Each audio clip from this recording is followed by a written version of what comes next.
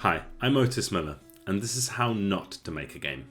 I've released 5 games on Steam, worked a couple years as a professional game designer, and now I'm pretty much a full-time game developer. And I hope this video will help you avoid the mistakes that I made. My first game was called Blacksmith.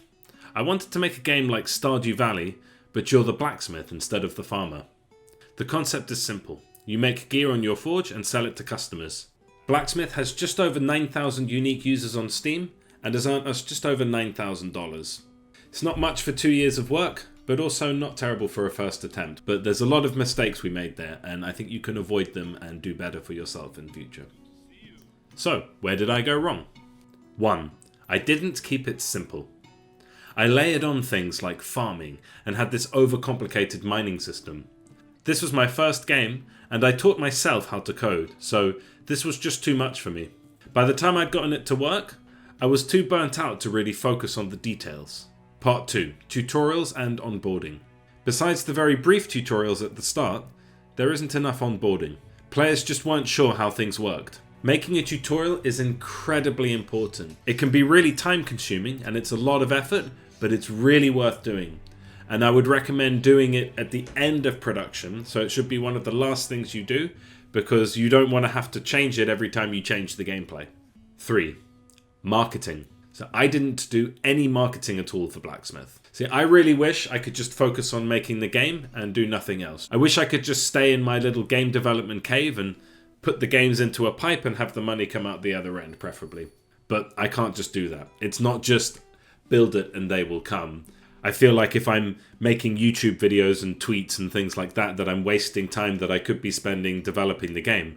But actually, if I don't market, I'm wasting more time than I'm gaining. It's similar to when I had to learn how to code. See, I wanted to make games, but I didn't want to have to learn how to code. But of course, if you want to make games, you have to learn how to do that. You have to step out of your comfort zone. Ideally, I would just come up with the ideas and they would just materialize, but this isn't an ideal world. The reason we have so many players compared to income is because we got invited to something called the Humble Bundle Christmas Jingle Jam.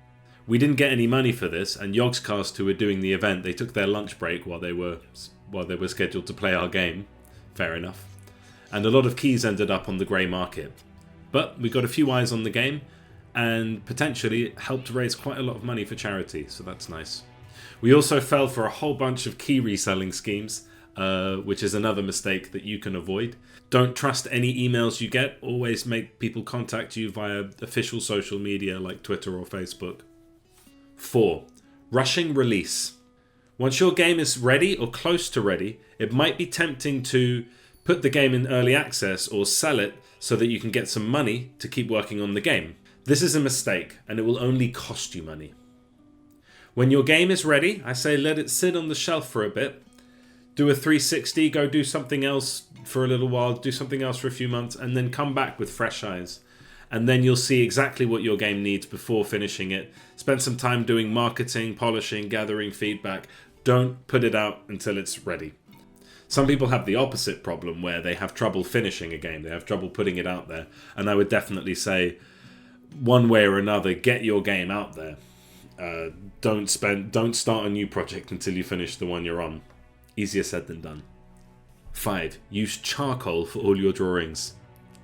So my wife, Mariana, she did the art for Blacksmith, and we thought it would be a fun idea to do everything in charcoal.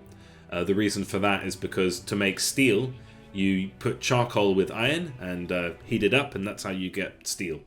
And charcoal is a really cool drawing thing, had a really nice visual style to it, and had this thematic advantage as well. So we thought it was really cool. However, it did turn out to be quite difficult. We had a nice, easy, replicable style, but we ended up making our life quite difficult by doing everything in charcoal.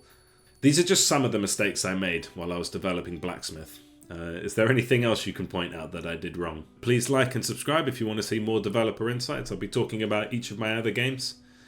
And watch me make my next game. I'm live streaming production of Warbeans. And if you want to try out Blacksmith, it's available on Steam now for less than a tenner, so please do check that out. Thanks very much for joining me. Cheers, have a good evening.